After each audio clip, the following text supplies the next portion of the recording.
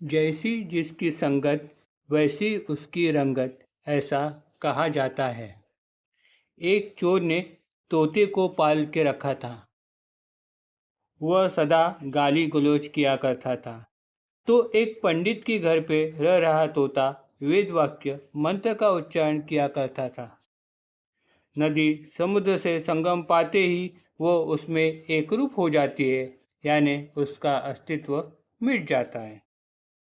ओम पावनंगाय साई नमः। इस नाम का उच्चार करते ही साई का पवित्र और निष्कलंक रूप हमारे नज़रों के सामने आ जाता है। इस पवित्रता का सामर्थ्य इतना था कि इनके सानिध्य में आने वाला हर एक व्यक्ति पावन हो जाता था। अगर कोई मन में संदेह या शंका लेके उनके दर्शन करने आता था, तो वह ऐसा नरसिंह रूप प्रकट कर देते थे कि उस आदमी के मन का संदेह दूर होकर वह उनके चरणों में लीन हो जाता था। ऐसे पवित्र मूर्ति के आगे जब उनके अनन्य भक्त समर्पक भाव से खड़े रहते थे, तो वह दृश्य बड़ा ही विलोभनीय होता था। ऐसे ही एक घटना का जिक्र साई सच्चरित्र के लेखक हेमांत पंत अपने 91वें अध्याय में बड़े ही मिठास वाणी में करते हैं।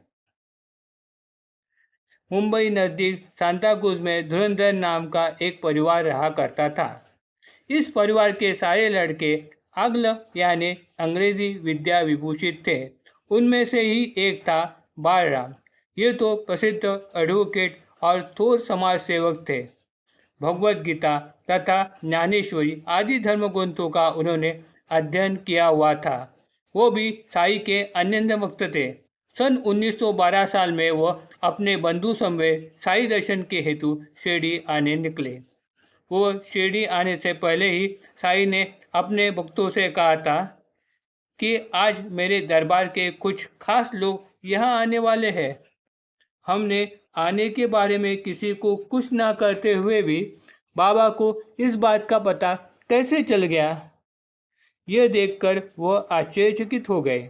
जब आगे चलकर उनके साई से वार्तालाप हो गए, तब बाबा ने उनसे कहा, अरे तुम्हारा और हमारा तो 60 पीढ़ियों का रिश्ता जो ठहरा, इसलिए मुझे तुम्हारे आने का इंतज़ार था।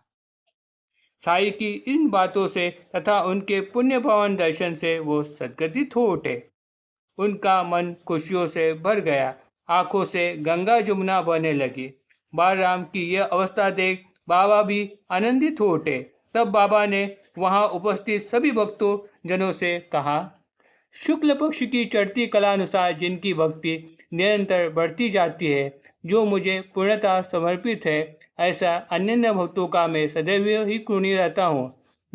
जिसे पल भर भी मुझसे दूरी सही नहीं जाती, ऐसे निष्ठावंत भक्तों का भार मैं स्वयं अपने कंधों पर उठा लेता हूँ। सचमुच योगक्षेम वायम ये भगवत गीता में दिया हुआ ईश्वर का ही वचन है, जिसे बाबा ने दोहराया था। ऐसे पावन गाय साई को मेरा साष्टांग नमस्कार। Om Sai Ram. Please like and subscribe my channel.